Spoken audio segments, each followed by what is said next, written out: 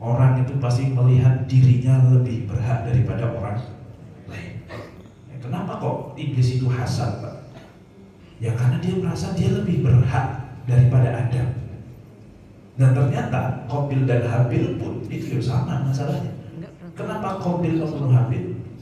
Ya karena Qabil merasa lebih berhak daripada Habil. Dan nampaknya secara alamiah dan secara fitrah manusia itu begitu.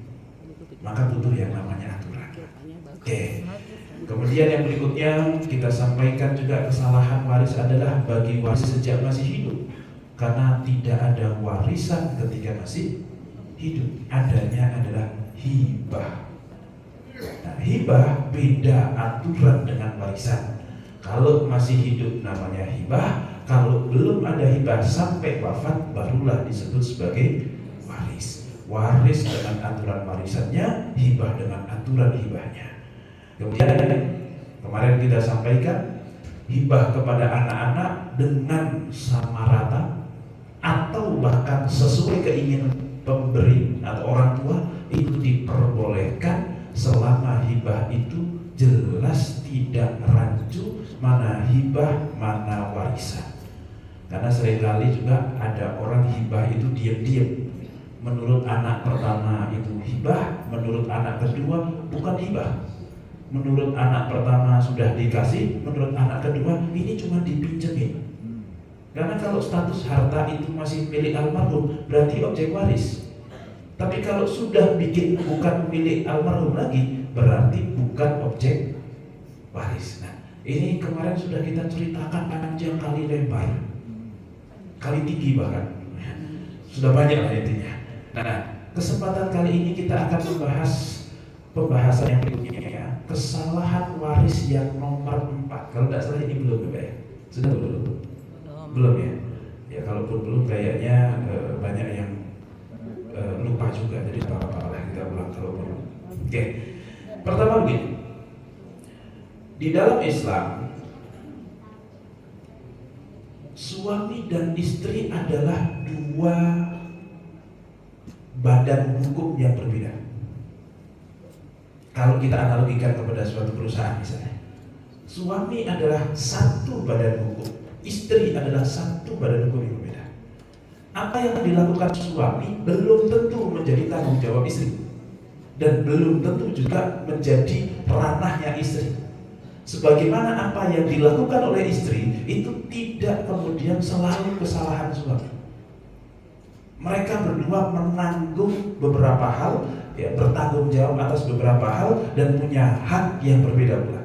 Mereka berdua adalah dua badan hukum gampangnya yang berbeda.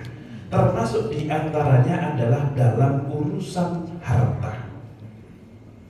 Artinya suami itu memiliki harta dan istri juga memiliki harta. Harta suami itu ya harta suami, harta istri itu ya harta istri. Defaultnya seperti itu dan seharusnya seperti itu. Tetapi kemudian di Indonesia ini, ketika seseorang sudah nikah, itu biasanya harta suami ya harta istri adalah harta. Oh, di sini istri Mbak ya? Kita yang bawa. Oh iya, ya begitulah gitu. Ini yang kemudian agak bermasalah. Padahal seharusnya apa yang milik suami, apa milik istri, sebagaimana di awal nikah, Pak.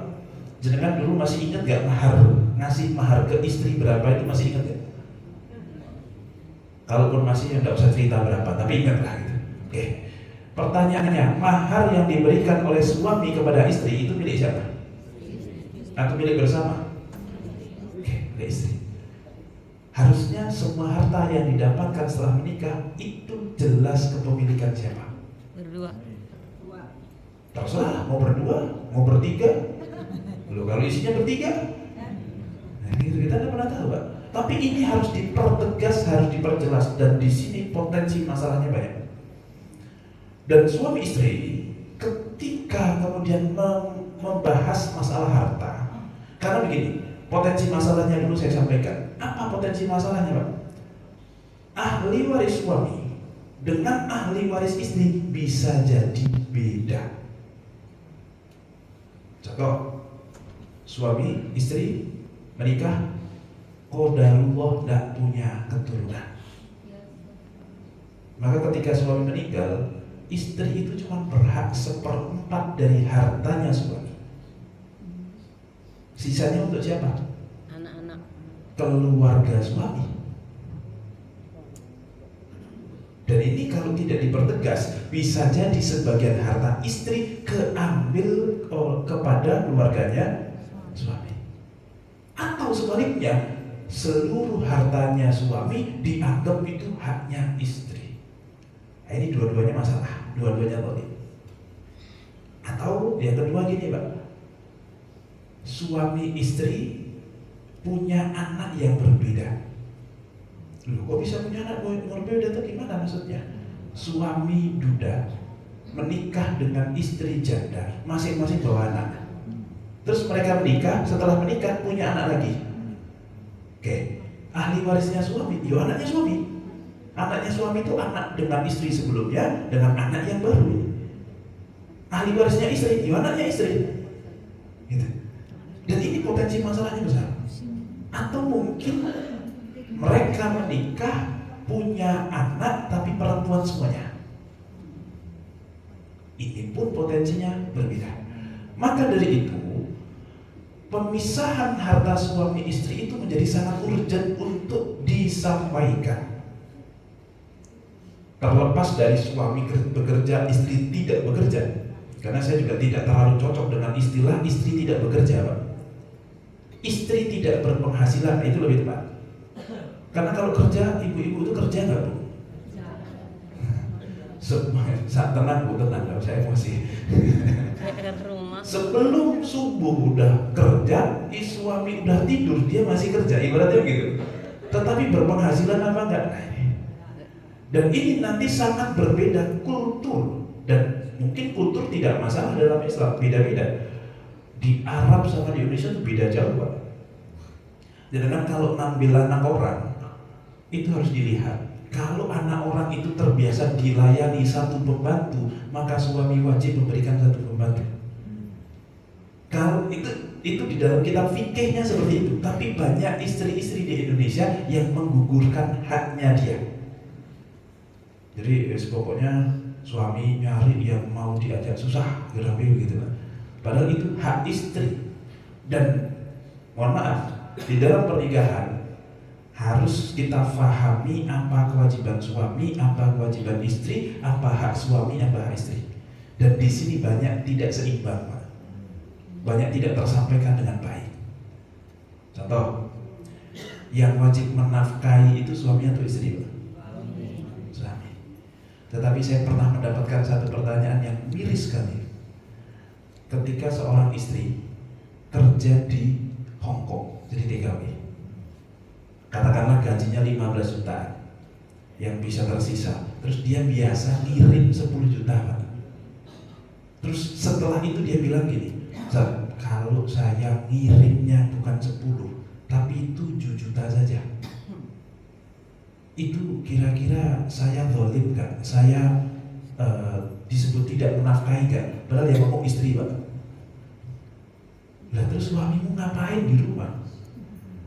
Nah ini, dia merasa kalau tidak kirim penuh itu dia berdosa. Dari kapan gitu Pak? Yang berikutnya nih, yang namanya nafkah itu kan makanan, tempat tinggal, dan juga pakaian. Dalam mazhab Syafi'i yang namanya makanan itu bukan duit Pak. Makanan itu makanan, duit bisa dimakan nggak Pak? Nggak bisa. Pilihannya antara duit lebih supaya bisa beli delivery food yang langsung saji, atau kemudian suami yang mengadakan makanan siap saji. Dalam mazhab Syafi'i begitu Pak. Jadi yang wajib masak itu siapa? Ya koki silakan bayar koki, nggak apa-apa, nggak harus kita bayar, itu orang yang bisa masak. Seharusnya gitu Pak. Tapi alhamdulillah istri-istri di Indonesia itu tawaduknya luar biasa. Ya, tidak menuntut haknya. Oke. Yang wajib nyuci baju itu siapa Pak? Ya Tidak suami juga Bu. Yo masing-masing. Yang wajib nyapu siapa? Gak harus disapu. Rumah gak disapu masalah gak? Agak, ya kuat-kuatan aja.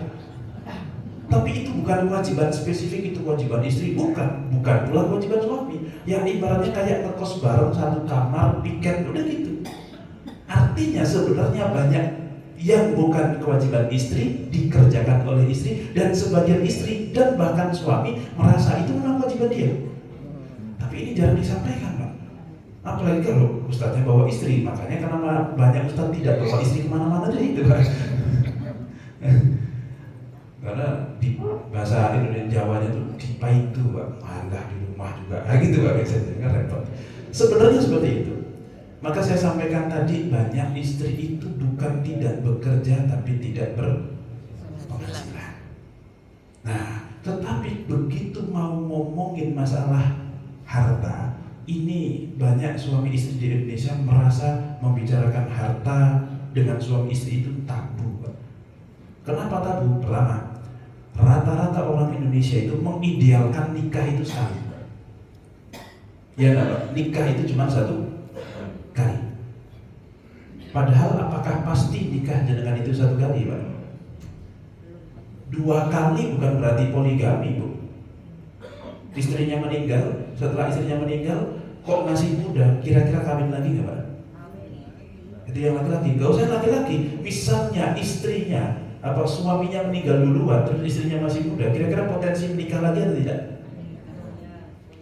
Siapa yang bisa menolak itu? Siapa yang kemudian bisa memastikan nikah itu sekali, punya anak laki-laki 1, perempuan 1, kemudian hidup bahagia sampai selamanya, meninggalnya agak bareng? Siapa yang bisa jamin itu? Karena tidak ada jaminan, maka harus preventif, harus ada tindakan supaya kalau terjadi itu sudah aman.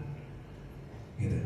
Nah ini yang sering kemudian tidak ditanggulangi dengan baik. Kalau misalnya masalah harta dari diambil orang lain, itu kita sudah antisipasi dari lama. Tetapi kalau mau ngomongin masalah harta ini, banyak yang tidak mempersiapkan. Ya. Kemudian kalau mulai ngomongin bagi harta, entah suami atau istri yang mulai ngomong duluan, ini pasti yang timbul adalah kecurigaan, karena di sini memang tidak biasa. Kalau suami yang ngomong, "Ma, ini rumah punya aku, tapi kalau mobil punya kamu, yang ruko di sana punya kamu ya." Ini kalau suami ngomong begitu, istri pasti pikirannya kemana-mana. Kalau agak husnudon, itu biasanya apa-apa ini mau meninggal atau gimana gitu biasanya gitu. Tapi kalau agak suudon, itu apa mau kawin lagi ya gitu biasanya.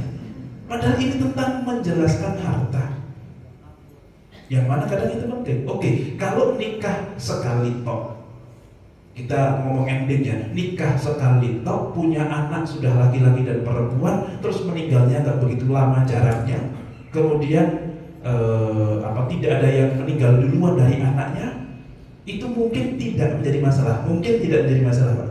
Tetapi kalau tidak seperti itu, maka potensi masalahnya banyak. Nah, kira-kira yang menikahnya sebagaimana saya sampaikan tadi, nikah cuma sekali, punya anak 2 laki-laki dan perempuan, komplit, kemudian meninggalnya agak bareng, tidak ada anak yang meninggal duluan, itu siapa yang nikahnya begitu, Pak? Apakah 100%? Kan enggak juga. Nah, ini maka pembahasan menjadi satu hal yang sangat penting. Tapi kalau istri dulu yang kemudian mewacanakan untuk, "Pak, kita kayaknya perlu ngomongin harta kita itu seperti apa," itu biasanya istri akan dicap sebagai ngantri, Pak. Kelihatan nampaknya ingin menguasai harta suami. Oke. Nah, nanti belum lagi kalau suami istri, baik istri tidak bekerja, suami bekerja, atau dua-duanya bekerja, ini potensi masalah. Kalau suami istri bekerja, Pak, misalnya, kemudian karena suami istri bekerja, suami gajinya lebih gede, istri gajinya sedikit. Istri kemudian penghasilannya dipakai untuk kehidupan sehari-hari. Oke? Kemudian suami hartanya untuk dipakai untuk beli rumah. ditabung, beli rumah atau cicil KPR sampai selesai. Sisanya kemudian dia belikan lagi properti-properti yang lain sebagai investasi. Dan ternyata anak mereka itu perempuan semuanya. Pertanyaannya, Pak, kalau suaminya meninggal, itu rumah miliknya siapa? Suami atau istri? Yang jelas dibeli dari duitnya suami. Tapi kenapa suami bisa beli rumah itu? Kan bagaimanapun karena yang membackup kehidupan sehari-hari dari gajinya istri. Nah, ini gimana coba bayangin? Terus misalnya suami beli mobil atas nama istri, itu kira-kira milik istri atau milik suami? Milik istri. Oke, kalau beli mobil atas nama ponakan atau sepupu karena takut kena progresif, Pak, itu milik siapa?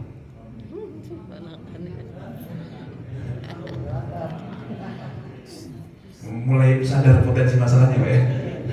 Maka atas nama dengan pemilik itu juga masalah. Jadi ini perlu kemudian disikapi dan dipertegas ini milik siapa. Karena Pak, yang paling masalah dalam warisan itu adalah ini harta milik siapa. Milik almarhum berarti objek waris, bukan milik almarhum berarti bukan objek waris. Tetapi di dalam menentukan ini punya almarhum atau tidak, itu dramanya tidak berkesudahan.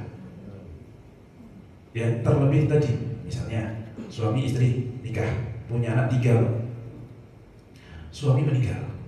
Setelah meninggal biasanya hartanya tidak dibagi waris, tapi dipegang sama istri. Setelah dipegang sama istri, ternyata yang meninggal berikutnya bukan istrinya. Rencananya si istri duluan, rencananya. Tapi ternyata anak pertamanya dulu, Pak, yang meninggal. Setelah anak pertama meninggal, baru setelah itu si istri atau si ibunya mereka meninggal. Kira-kira ahli warisnya itu 2 orang atau 3 orang? 3. Kalau dari bapak ya 3 orang anak plus 1 istri. Tapi kalau dari ibu ya berarti cuma 2 orang anak. Ini anaknya mereka sama loh, Pak, tapi ahli warisnya beda. Apalagi ngomongin yang satu duda punya anak, satu janda punya anak.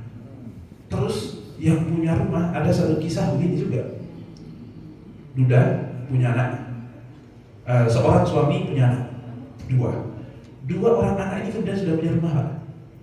Kemudian ibu mereka wafat. Setelah wafat, si suami ini kemudian nikah lagi dengan seorang perempuan.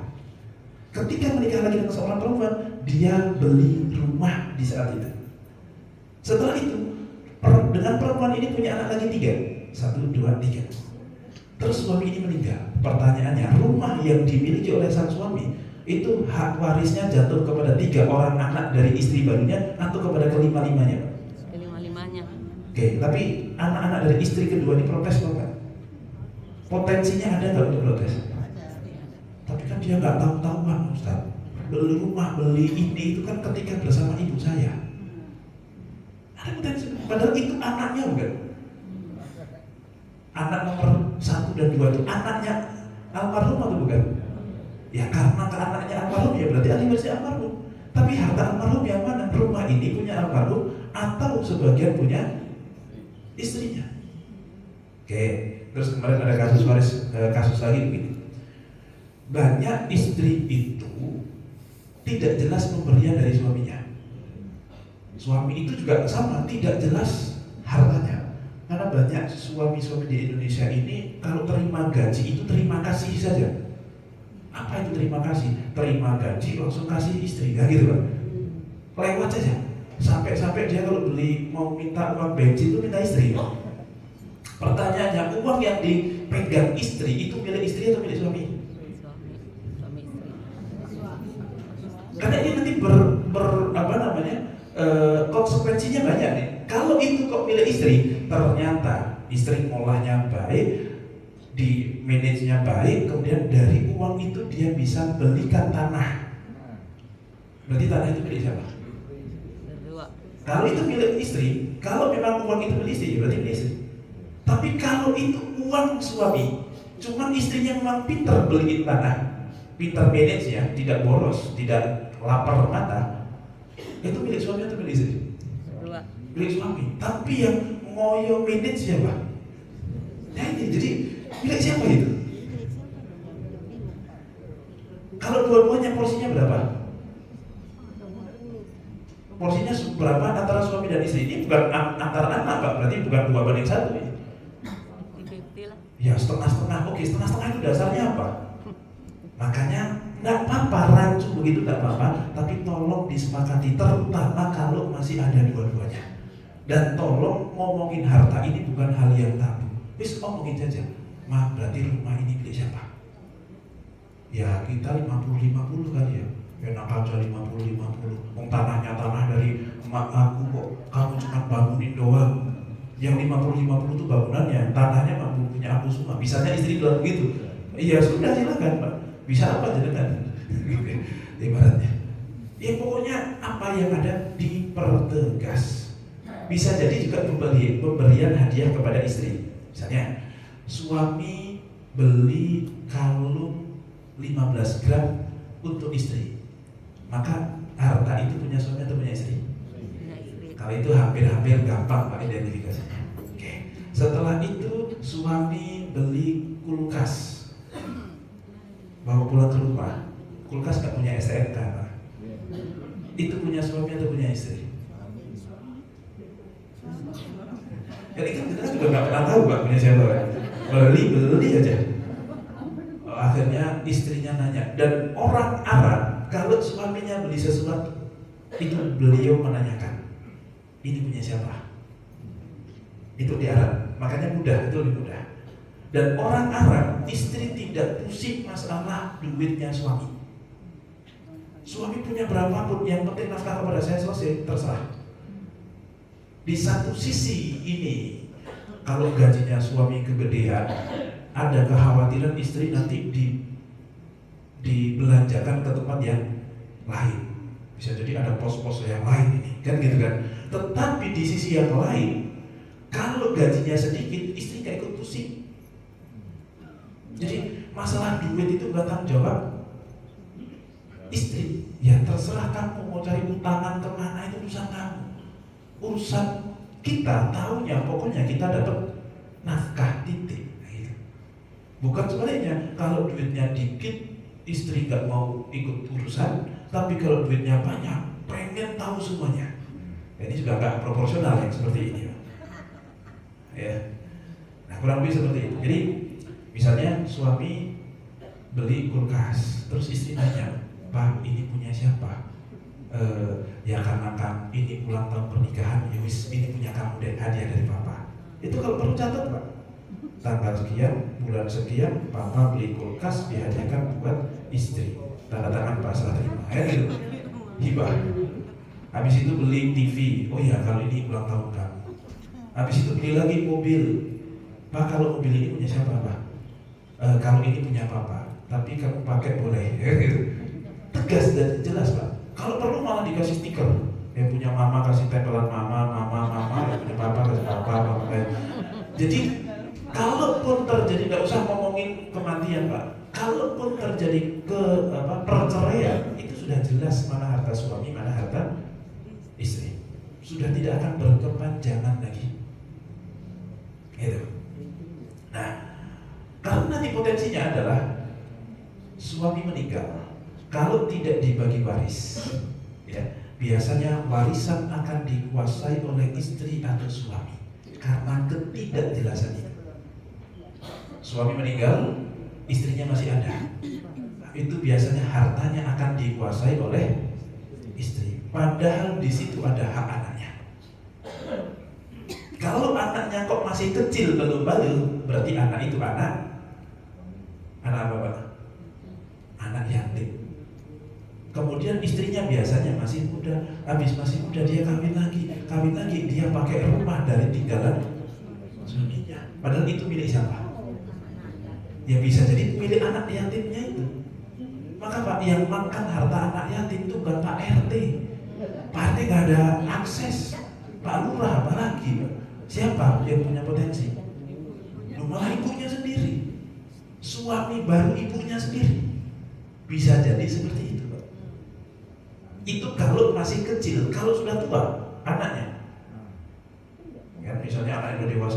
udah pada nikah semuanya. Suami meninggal, ibunya masih ada. Ya, bapak meninggal, ibu masih ada. Biasanya anak-anak nanyain warisan, berani apa enggak? Biasanya ibunya pun sensitif. Mah, yuk kita bagi warisan yuk. Itu biasanya ibunya sensitif. Mama aku masih sehat walafiat kayak gini nanyain warisan. Cekek aja sekalian mama aku. Kan gitu kan? Kayak main mati. Padahal yang ditanyakan oleh anak itu warisan siapa? Dari bapaknya. Bukan dari mama, dari bapak. Supaya tegas, supaya jelas. Karena bisa jadi gini potensinya. Suami kemudian meninggal, ada warisan buat anak-anaknya. Kadang anak-anaknya itu punya kebutuhan. Tapi kalau sudah nikah, biasanya kalau sudah nikah, itu tidak semua masalah nyampai ke telinga ibunya. Dulu mungkin pas kita kecil, apa saja kita laporin. Sebagaimana anak kecil-kecil kita itu ya, itu dinakalin temennya lapor, dia melihat apa lapor, semuanya dilaporin Pak. Tapi kalau sudah nikah itu kita lapor nggak ke orang tua kita? Justru kita menutupi. Bisa jadi dia punya hal banyak tanggungan, yang mana dari awal dia pengen menyelesaikan itu. Oh bapak meninggal, ya sedih sih, tapi apakah ini jawabannya? Kok saya banyak sekali tanggungan? Mungkin warisan itu adalah jawabannya. Mungkin gitu loh. Ternyata terhalang oleh ibunya sendiri. Mau nanyain takut kualat, gak nanyain udah kepepet. Oh ini posisi yang gak nyaman sekali. Kalau nanya nanti malah berantem. Maka harusnya ibunya yang sadar. Bapak sudah tidak ada. Setahu mama, ya mama ini adalah istri satu-satunya. Setahu mama. Kalian ada yang tahu nggak informasi lain? Kalau nggak ada ya semoga tidak ada. Kalau ada kita bangunin bareng bapak. Kan gitu misalnya. Kita edukasi pulang. Kan, gitu. Tapi katakanlah terus anak itu cuma ya kalian. Nah harta bapak itu ini. Yuk kita bagi waris. Harusnya istrinya itu yang ngomong begitu. Apalagi anaknya kok sudah gede-gede, potensi mendolimi anak-anaknya. Bisa jadi punya utang, terjerat pinjol, padahal punya harta Pak, tapi terjerat pinjol. Kenapa? Karena hartanya dipegang sama ibunya. Yang dolim siapa? Kasihan kan? Ibu kita sendiri dolim, kita tidak bisa ngasih tahunya. Ini kasihan sekali. Karena kita juga tidak senang melihat orang yang kita sayang kok dolim, itu tak senang kan? Kan takut juga, khawatir juga kan gitu. Nah, ada sebagian perasaan ibunya yang kemudian merasa kayak nggak pokoknya urusan waris biar mama yang bagi. Akhirnya dihibah-hibahin. Dan ini sering jadi masalah. Loh, ibunya itu jatahnya cuma 1/8. Kok dia bisa menghibahkan sesuai keinginan dia? Padahal dia cuma punya 1/8. 7/8 itu bukan hak dia untuk dia menghibahkan. Tapi sering kemudian merasa tuh paling berhak. Dan ini pernah ada satu kejadian Pak. Suami istri meninggal. Suami istri?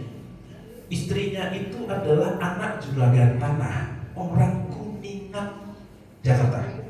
Bukan Kuningan Jawa Barat Pak, Kuningan Jakarta, orang Betawi asli.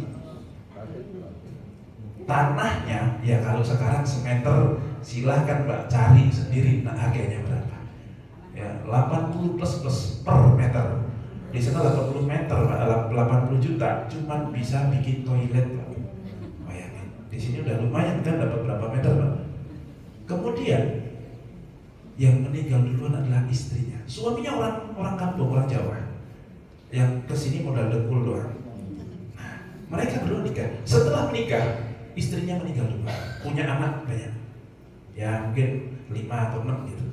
Kemudian setelah si perempuan ini meninggal, ternyata laki-laki ini adalah orang yang pintar bersosialisasi dan seterusnya lah, sehingga di situ terpandang juga dia. Apalagi terangkat oleh derajat menantunya Pak Haji ini, ya gitu. Oke, kemudian setelah suami istrinya meninggal, kira-kira suaminya kawin lagi apa enggak? Kira-kira kawin lagi. Setelah kawin lagi, dia menikah dengan seorang perempuan yang janda, punya anak sudah. Dari pernikahannya yang ini tidak punya anak lagi.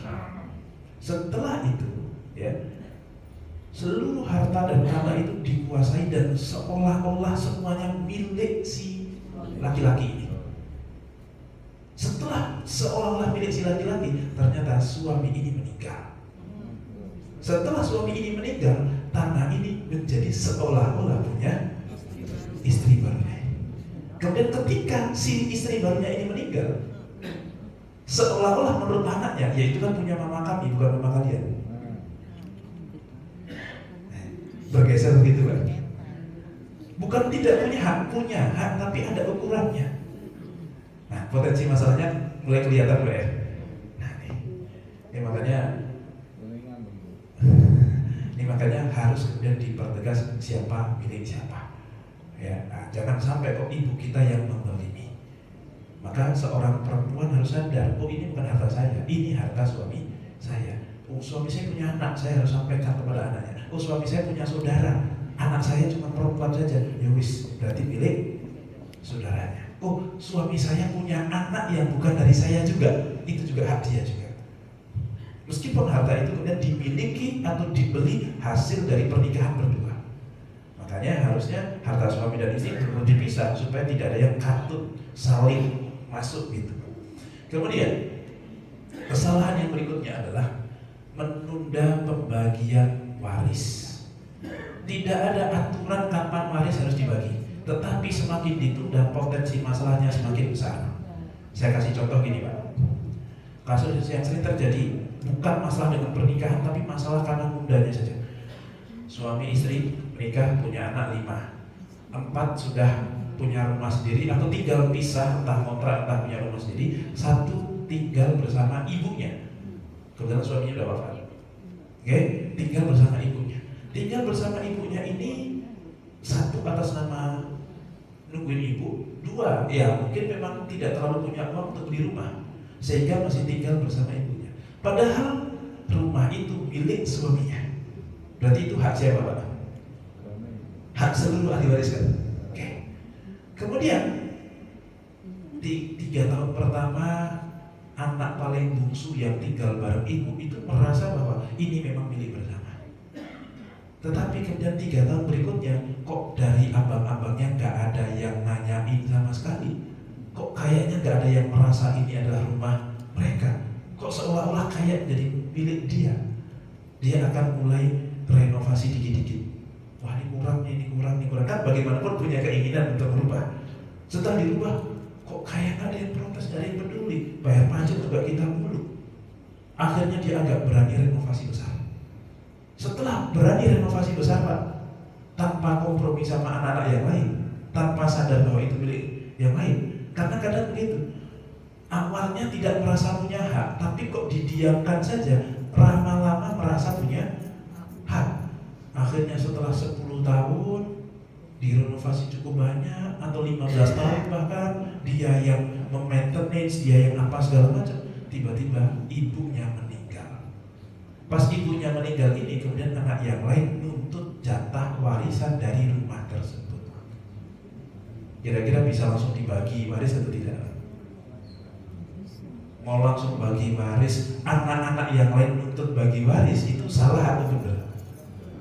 Benar. Tapi kalau langsung dibagi, salah gak mereka? Salah.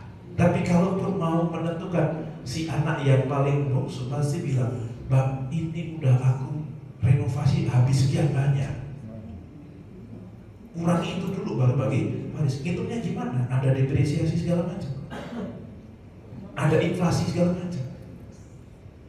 Ya itu kan salahmu sendiri. Ngapain kamu tiba-tiba modif, tiba-tiba renovasi gak bilang-bilang sama kita? Bisa gak seperti itu Pak? Tapi terima gak anak yang paling bungsu itu? Lagian apa gak pernah cabai-cabai, lagian pajak gak pernah bayar. Aku udah bayar pajak sekian tahun, kali berapa, inflasinya berapa. Itu pernah kejadian Pak, dan saya pusing tuh itu, ngurusin begitu. Yang sini nuntut untuk dibalikin semua uangnya, ya sih bilang, ya kamu bayar pajak, kamu pakai. Loh aku bukan pakai, aku merawat ibu. Nah, coba gimana? Makanya jangan begitu dah. Dari awal bapak meninggal paginya, ya gak usah malamnya lah, 7 hari lah, atau 40 hari lah gitu kurang lebih. Yang inisiatif jangan anak. Seolah-olah nampaknya rakus Pak. Padahal bisa jadi kalau memang tidak ada yang inisiatif, maju Pak inisiatif. Gak usah takut dibilang rakus. Namanya ikhlas itu tidak takut dibilang jelek sama orang. Kalau mau melakukan kebaikan, padahal harus kebaikan itu, kok takut dibilang rakus? berarti masih belum ikhlas itu Pak. Lakukan saja, asalkan niatnya memang benar. Bahkan kalau niatnya nuntut hak itu juga nggak salah. Memang hak kita kok. Nah, lakukan saja. Setelah dilakukan, tegas jelas ini rumah punya siapa. Oh, ini rumah punya berenam, ibu 5 orang anak dengan persentase masing-masing. Kemudian berarti kalau ada bayar pajak, yang wajib bayar pajak siapa Pak? Ya pemiliknya. Siapa pemiliknya? Tinggal di situ. Ya sama-sama, berarti dengan persentase masing-masing. Tinggal disepakati. Oke, ini kita milik bersama, tapi kok yang pakai cuma kamu. Ya wis deh, kepemilikan tetap milik bersama, tetapi yang bayar pajak yang nempatinnya, silakan disepakati.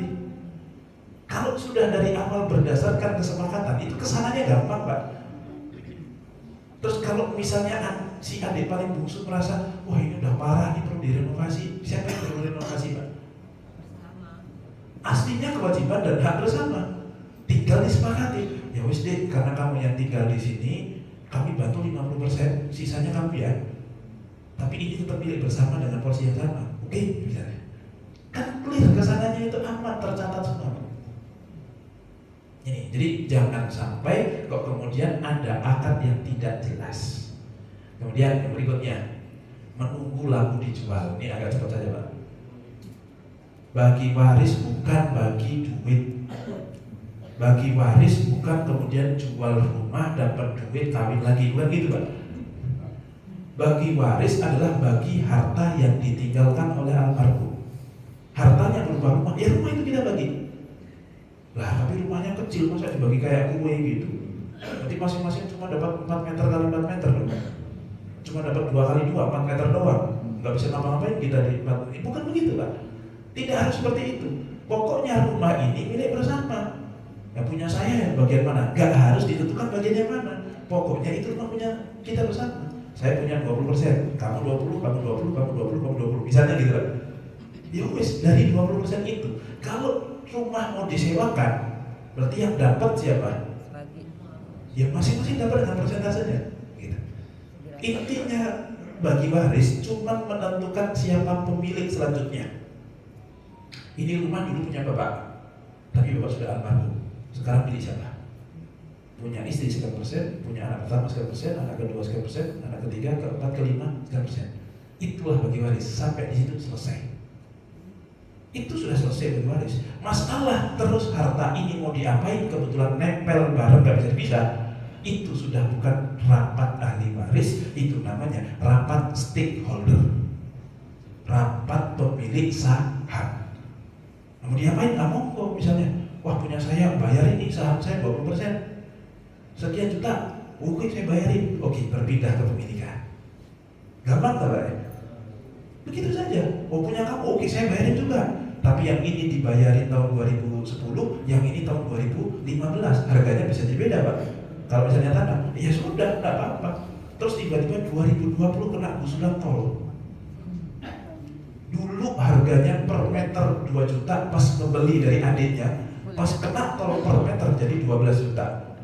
Bisa nggak protes ke adiknya? Dulu kamu cuma ngasih 2 juta, sekarang kamu dapat 12 juta per meter. Bisa nggak protes Pak? Ya bisa aja, tapi harus ditanggepin apa enggak? Ya nggak usah. Kalau kamu sudah saya beli kok, kan jelas semuanya nih Pak. Nah itu. Kemudian bukan ahli waris nuntut, ini juga sering Pak. Siapa bukan ahli waris nuntut? Mantu biasanya. Suami meninggal, bapak meninggal, masih ada ibu sama anak 5. Anak 5 ini sudah punya pasangan semuanya. Itu kadang yang lebih heboh, yang lebih rame bukan 5 orang anaknya Pak. Mantunya. Siapa? Mantunya. Nah itu mantu-mantunya itu. Memang di mana-mana supporter itu lebih heboh dari pemain, itu memang iya. Tapi tolong kalau supporter jangan masuk lapangan. Ya udah jangan masuk heboh nggak apa-apa, tapi di luar jangan masuk lapangan. Apalagi sampai kartu merah. Lah wasit bukan kartu merah. Nah itu yang sering terjadi. Sadar diri. Kalau pasangan kita lagi bagi waris, pokoknya saya dukung yang terbaik, jangan sampai kamu zalim. Saya tak mau kalau kamu zalim. Itu bantu mengingatkan, bantu menguatkan. Oke. Kemudian apa lagi Pak? Berdasarkan kesepakatan atau adat. Ini juga salah. Yang dapat yang perempuan saja. Ya di sebagian adat begitu. Atau yang dapat rumah adalah anak terakhir. Padahal harta satu-satunya cuma rumah, Pak. Berarti yang dapat cuma anak terakhir dong kalau gitu. Misalnya. Kemudian yang berikutnya ada yang namanya ahli waris pengganti. Ini salah dan ini yang tertuang dalam KHI. Apa ahli waris pengganti? Nah, monggo yang ini difoto dulu. Setelah itu saya next slide misalnya. Ahli waris pengganti itu apa? Begini. Warisan itu adalah harta yang ditinggalkan oleh orang yang wafat untuk orang yang hidup. Itu warisan. Bukan dari orang tua ke anak, bukan. Bukan dari yang lebih tua kepada yang lebih muda, bukan, Pak. Karena masalah meninggal itu yang muda dulu atau yang tua dulu, Pak? Itu SK-nya di tangan malaikat Israel, kita nggak tahu, Pak. Kan gitu. Ada yang lebih muda meninggal duluan, ada. Yang ada yang lebih tua nggak meninggal, ada. Padahal ini kok orang nggak meninggal orang. Padahal zolim, kebal hukum, kok nggak meninggal. Ada tuh Pak yang gergetu gitu, Pak. Tapi ya udah, itu takdir Allah maunya begitu.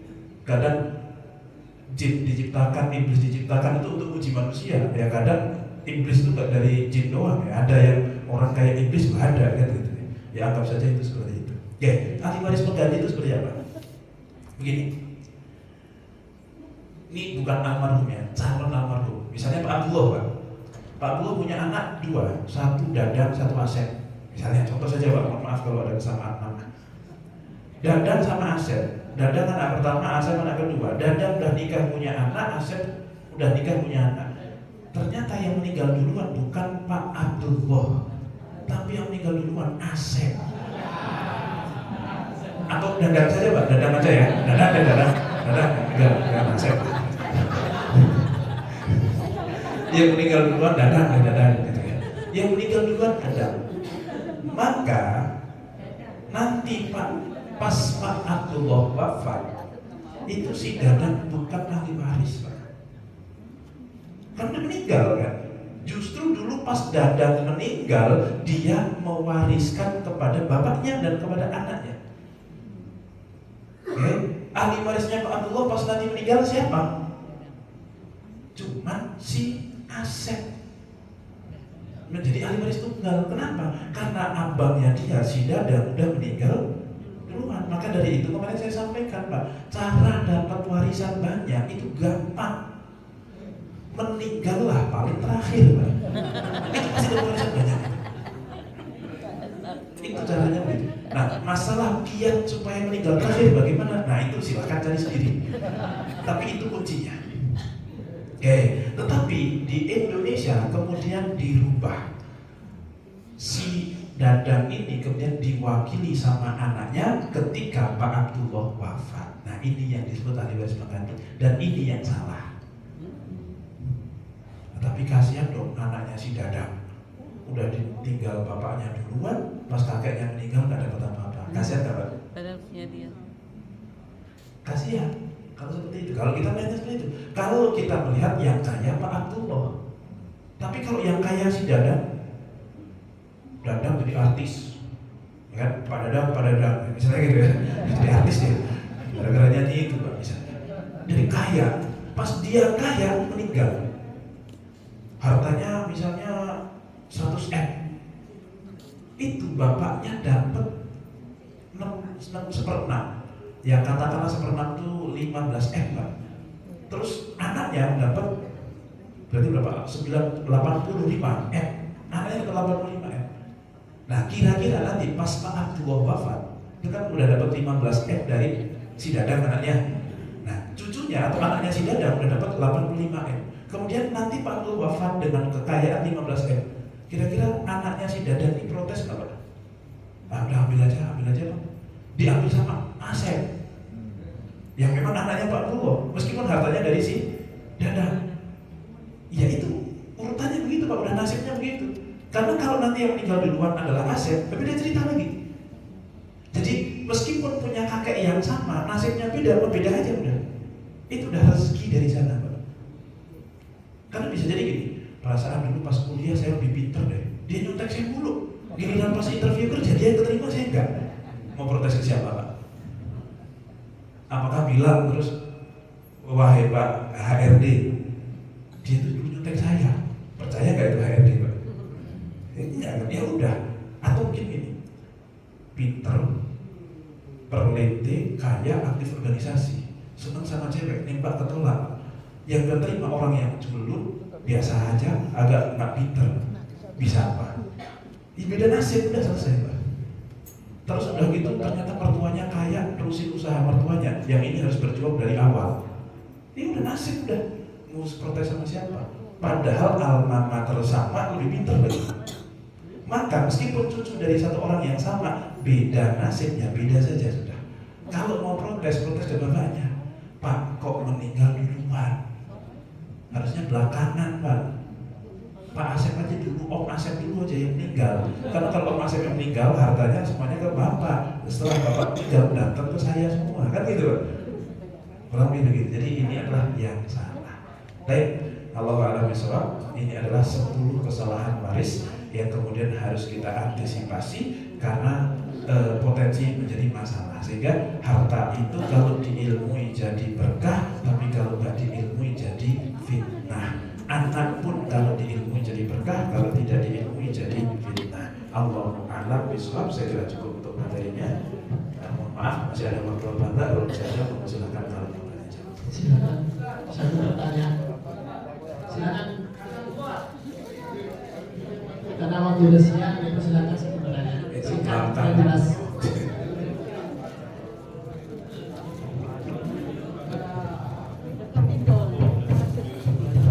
Oh iya, ini puasa banyak bangsa tadi sedikit. Puasa hari pertama lupa. Ya, pertanyaan. Assalamualaikum warahmatullahi wabarakatuh. Waalaikumsalam. Terima kasih Pak Ustadz. Kalau ini nanti pertanyaan saya mungkin agak sedikit bukan panjang Pak, tapi mungkin agak bertentang juga sedikit. Oke. Ya, ini kalau kita melihat judul tadi, penyimpangan dalam pembagian warisan. Iya. Nah, ini kalau kita secara konotasi, ini kayaknya yang A benar dan yang B salah. Kalau melihat judul tadi. Nah, sebenarnya kita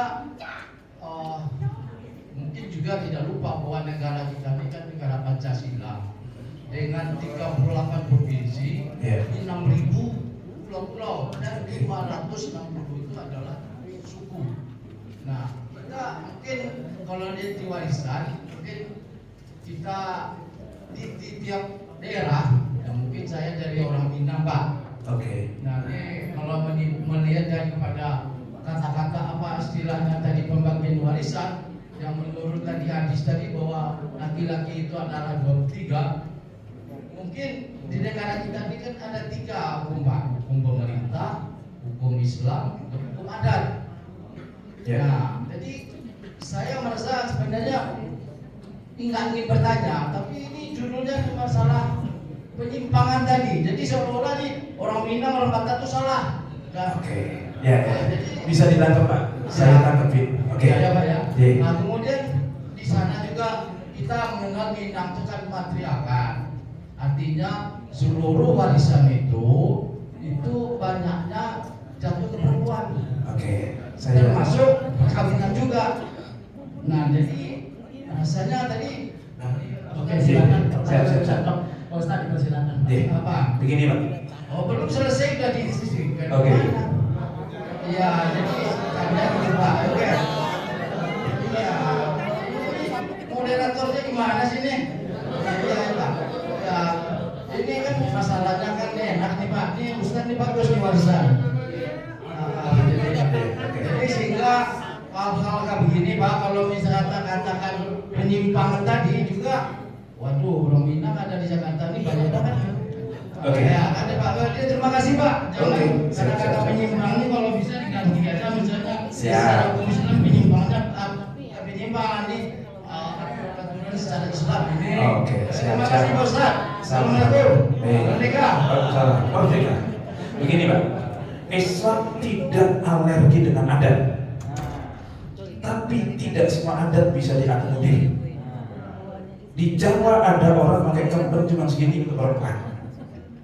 Bisa dikatakan penyimpangan atau tidak? Kalau kemudian, tapi kan saya jawab, monggo atas nama Jawa, jangan atas nama Islam. Dari dalam kacamata Islam itu salah nggak? Boleh nggak kita akomodir? Oh enggak, Islam mengakomodir semua budaya. Oh salah nggak begitu? Tapi di Jawa ada yang namanya unggah-ungguh, cium tangan sama bapak ibu. Mungkin itu agak khas Jawa gitu. Atau ya Indonesia lah. Itu bertentangan nggak dengan syariat? Oh ternyata tidak. Monggo lanjut. Lebaran dari kapan Lebaran? Rasulullah nggak pernah tanggal 28 Ramadan cari tiket mudik, nggak pernah kan? Cuman di sini apalagi pakai nastar, di sana nggak ada nastar. Kok menjadi kue wajib? Pernah nggak ada riwayat Rasulullah sowan ke Abu Bakar karena mertuanya? Nggak pernah kan? Coba sekarang dengan praktekkan, nggak usah sowan ke mertua ketika Lebaran. Nah, habis itu selesai pensiun dari menantu Pak. Artinya Islam tidak alergi dengan budaya. Tetapi tidak semua budaya juga bisa diakomodir. Itulah justru tujuan datangnya Islam, untuk ngasih tahu yang benar, yang salah dieliminasi, yang tidak bertentangan monggo silahkan berdampingan. Untuk masalah Minang saya sampaikan, saya juga mendapatkan data tentang masalah Minang ini. Setahu saya gitu ya, ada yang bilang begini ke saya, orang Minang juga ya Pak, nggak tahu yang Minang aslinya siapa. Dia bilang begini, Pak, di dalam Minang itu ada dua harta, satu pusaka tinggi, satu pusaka rendah. Pusaka tinggi itulah yang tidak dibagi waris. Pusaka rendah itu dibagi waris, wariskan persis kayak Islam. Nah, pusaka tinggi itu tidak dibagi waris karena dia bukan harta kepemilikan. Dia itu adalah wakaf keluarga. Jadi Pak, jenengan punya harta, ini harta bukan punya saya wakafkan. Berupa rumah, tanah, segala macam. Tapi yang boleh memanfaatkan tidak umum, tetapi hanya keturunan saya tok. Dan saya batasi keturunan saya dari garis perempuan. Boleh nggak Pak wakaf begitu? Nah dikatakan, maka banyak ulama-ulama dan ustaz-ustaz di Minang itu menyampaikan ini bukan warisan. Makanya kan nggak boleh dijual, kecuali kepepet juga. Bahkan digadein aja nggak boleh Pak. Ya bahwasanya sekarang banyak yang gadein itu urusan lain. Nah kurang lebih seperti itu. Ya jadi mungkin kita perlu bicarakan dan dudukkan ini warisan apa bukan. Atau bisa jadi itu sudah hibah sejak awal. Kalau itu sudah hibah, ya bukan waris. Berarti kalau begitu penyimpangan atau bukan? Nah, ya, jadi sekali lagi kalau saya sampaikan ini penyimpangan, ya menurut Islam memang dari awal saya bukan perwakilan Minang. Gitu kan? Pak, siapa? Saya cuma meluruskan Pak ya, yang pusaka tinggi dengan pusaka rendah tadi. Mungkin Bapak mungkin kurang paham. Jadi kalau pusaka tinggi dengan pusaka rendah itu memang berbeda. Tapi yang kata-kata jatuh diwakafkan tidak benar. Jadi kalau yang pusaka rendah itu hasil penghasilan daripada orang tua kita sendiri. Tapi pusaka tinggi itu balik dari leluhur kita. Itu tidak bisa diwakafkan kepada orang lain, tapi jatuh kepada anak kemenakan. Nah, jadi mohon Bapak juga jangan istilahnya tadi tapi boleh dijual nggak? Tidak. Boleh dijual nggak? Kalau tidak boleh dijual, makanya jatuh ke anak kemenakan dari yang perempuan. Nah, sehingga nanti itu punyanya istilahnya lumbung padi, tempat istilahnya ada kekurangan kepada anak-anak kemenakan tadi, itu namanya ya katakan adalah lumbung padi. Jadi bukan diwakafkan, ya Pak. Jadi cuma meluruskan. Oke, siapa? Terima kasih. Waalaikumsalam. Oke. Bentar, Ustaz. Ini yang moderator Pak satu bentar ya. Oke, jadi begini saja Pak. Mungkin saya cut ya. Saya bertanggung jawab atas apa yang saya sampaikan. Saya bukan merepresentasikan Islam secara penuh. Ini yang saya ketahui. Nah, jadi jenengan mau mengambil monggo, tidak juga tidak masalah. Di Indonesia ini ada namanya KHI. KHI itu beberapa berbeda total dengan warisan Islam. Nah, Dari awal saya sampaikan ini warisan Islam, maka saya sampaikan bahwasanya ini adalah kesalahan. Bahwasanya kok masih ada yang salah. Loh, apa salah? Monggo silahkan, mau terima disalahkan atau tidak. Ya, bahwasanya mungkin ada hukum-hukum yang masih tidak sejalan. Monggo. Ini kan kita tinggal bagaimana kemudian nanti memperbaiki ke depannya. Kan begitu. Bahwasanya belum ideal, yuk biasa saja, tidak ideal itu. Namanya juga ngaji itu supaya memperbaiki. Kan kurang lebih seperti itu. Kalau memang dianggap tidak salah, nah apa-apa, lanjut Pak. Wong setiap kita itu kemudian nanti akan mempertanggungjawabkan atas apa yang kita lakukan. Kita tidak mempertanggungjawabkan atas yang orang lain lakukan. Jadi insya Allah tenang saja. Monggo silahkan. Kemudian saya tidak membatasi diri Pak. Silahkan cari pembanding, silahkan.